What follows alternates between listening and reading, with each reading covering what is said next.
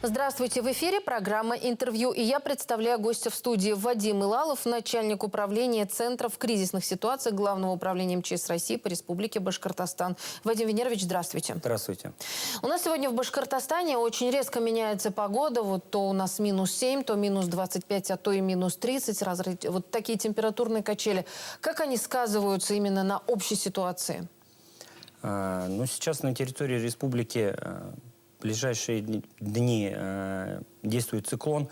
Это выпадает снег. На особом контроле находятся автодороги федерального значения, республиканского значения. Особое внимание уделяется автодороге Уфа, Инзер, Белорецк. Это Архангельский и Белорецкий районы. Из-за географического расположения дороги в горной местности, на которой находится наибольшее количество опасных участков. Расскажите, вот как работает в принципе в целом система мониторинга, прогнозирования, как вы взаимодействуете с Башгидрометом? С Башкирским гидрометцентром мы взаимодействуем ежедневно, в круглосуточном режиме. Каждый день получаем прогноз, на основании которого моделируются ситуации, которые может привести неблагоприятные погодные явления. Эти прогнозы направляются, только за прошлый год более 350 раз направлялись всем участникам информационного взаимодействия. Это министерства, ведомства, администрации муниципальных образований. Все жителям Республики Башкортостан направляются СМС-оповещения. Также оповещения проходят в мобильном приложении МЧС России. Чем еще полезно мобильное приложение МЧС России? Мы с вами еще обязательно об этом поговорим. Но вот интересно то, что у нас периодически, да, то очень сильные морозы, то сильные метели. На днях буквально в Белорецком районе образовалась пробка за тещиным языком. И такие многокилометровая пробка. Расскажите, вот в этом случае, как была обеспечена безопасность? Имею в виду, какую информацию водителям рассылают? Как осуществляют работу коммунальщики? Я понимаю, что, может быть, в городах этот процесс налажен, коммунальщики выходят на дорогу, на очистку территории. А вот по трассам идет ли в этом плане взаимодействие? Взаимодействие организовано как на уровне министерств, также и на уровне муниципальных образований. В случае получения информации о заторных явлениях на участках автодорог производится перераспределение снегоуборочной техники, и на наиболее, скажем так, занесенные участки направляется большее количество автомобилей. Расскажите, как при этом действует служба МЧС, имею в виду, разворачивают, как при сильных морозах, так и при сильных метелях, разворачиваются ли какие-то специальные точки, как обеспечивается именно безопасность, если вдруг возникла сложная ситуация на дороге? Ну, в случаях ограничения автомобильного движения для всех видов транспортов Главным управлением МЧС России организовывается высылка мобильных пунктов обогрева, в которых можно отогреться, попить горячий чай.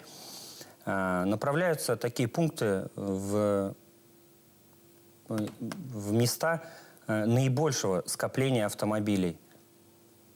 Вот интересно, как они достигают этой точки, где есть места наибольшего скопления автомобилей, потому что если уж автомобили, затор вроде бы, вот как они добираются?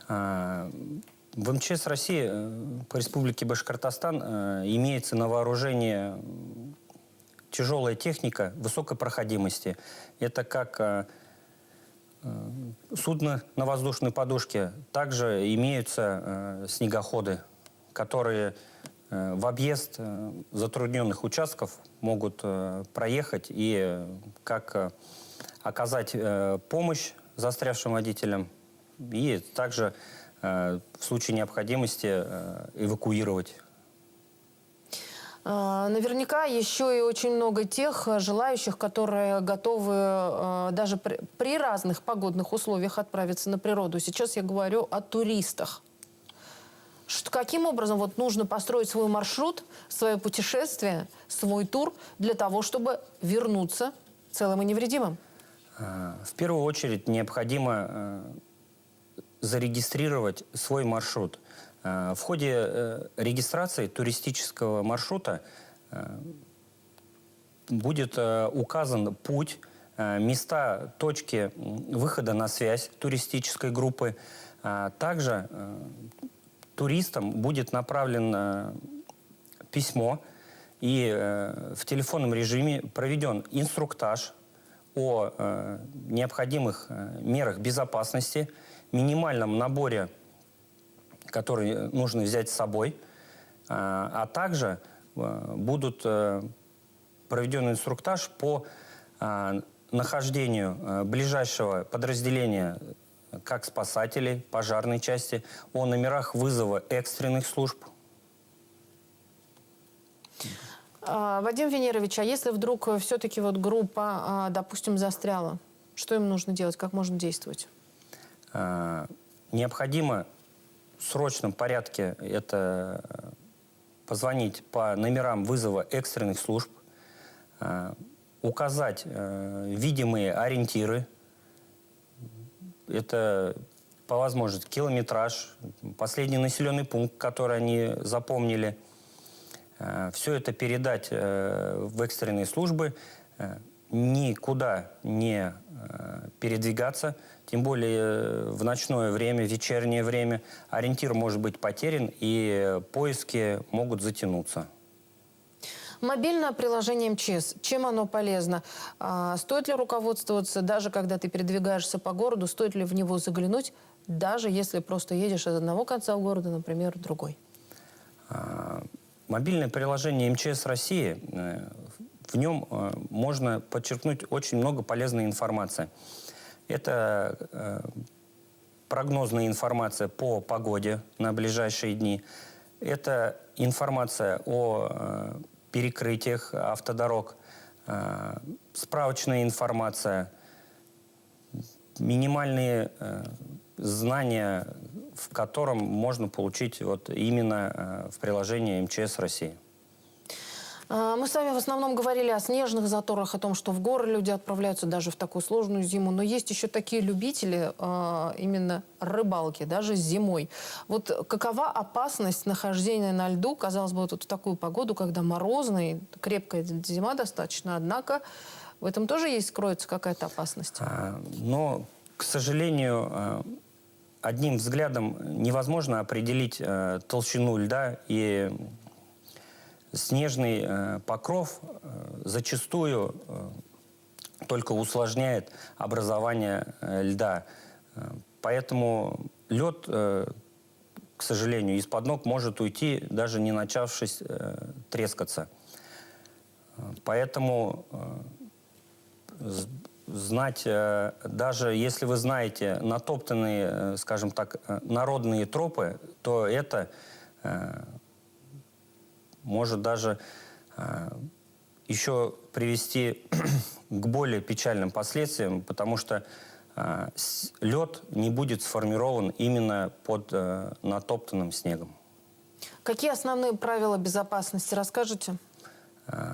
При нахождении на льду это желательно не выходить на ледовый покров в одиночку, не носить за спиной тяжелые рюкзаки, а держать их в руках. Ну и передвигаться исключительно в светлое время суток. Какие-то инструкции есть, например, что нужно взять обязательно с собой, как водителям, так и пешеходам, туристам, рыбакам? Что должно быть в рюкзаке? В случае водителей это минимальный зимний набор автолюбителя, лопата, фонарик, теплая сменная одежда. В случае попадания в снежный затор это свитер, плед, покрывало, сухие носки. Ну, также это в случае выхода на рыбалку это обязательная теплая одежда. Ну и назовите тот самый критический момент, когда уже точно нужно звонить в службу 112. В службу 112 нужно звонить при первой мысли, что сейчас будут у вас трудности, потому что только профессионалы могут вас своевременно оказать вам необходимую помощь. Вадим Венерович, спасибо огромное, что вы пришли сегодня к нам в студию, рассказали о том, как нужно вести себя, в каких ситуациях уже стоит обратиться в службу 112 для того, чтобы избежать неприятностей в дальнейшем. Спасибо. Спасибо. На наши вопросы отвечал Вадим Илалов. Это начальник Центра управления в кризисных ситуациях Главного управления МЧС России по Республике Башкортостан. Я Роза Хабибуллина. Спасибо, что были с нами.